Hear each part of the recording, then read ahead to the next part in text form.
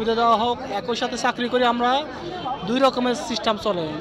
এরা বোনাস পায়, বেতন আমাদের থেকে ডাবল পায়, আমাদের থেকে সুযোগ সুবিধা বেশি পায়, শুক্র শনিবার ছুটি পায়, শুক্র শনিবার বোনাস পায়, সব কিছু পায়, ওভার টাইম পায়। আমরা কোনো প্রকার সুযোগ সুবিধা পাইতেছি না। গত 6 বছর থেকে আমরা ডিউটি করতে আছি, কোভিড-19 ডিউটি করতে আছি, জুলাই আগস্টে ডিউটি করতে আছে, বিভিন্ন ঈদের সময় ডিউটি করতে হইতেছে আমাদের, কিন্তু আমরা কোনো সুযোগ সুবিধা কোনো প্রকার সুযোগ সুবিধা দিতেছে না। সরকারি কোনো ছুটি পান না?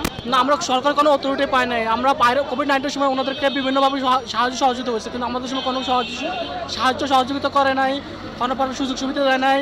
আমাদের বলে আমরা অস্থায়ী, আমাদেরকে বাইর করে দেবে। আমরা স্থায়ী লোক না, আমরা অসার লোক না, আমাদের বাইরে, আমরা আজকে আছে কালকে নাই, মোবাইল কলে আসে, মোবাইল কলে চলে যাবে।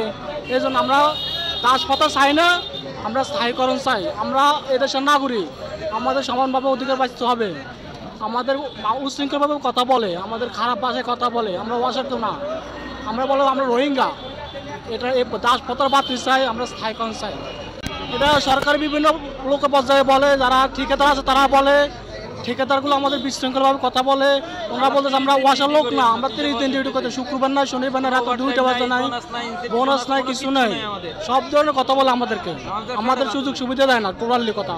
ওনারা শুধু আমাদের সম্পূর্ণ বেতন, অর্ধেক বেতন নিয়ে যায়। ওনারা আমাদেরকে খাটায়, আমাদের দাসপ্রথা চালু করে, ওনারা সুযোগ সুবিধা নিতে পারে। সরকারের কাছে কি দাবি?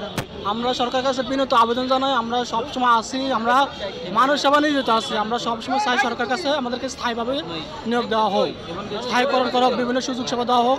আমাদের বাংলাদেশে আমি একজন নাগরিক, আমাকে সম্মান দেওয়া হোক। ধন্যবাদ আপনাকে।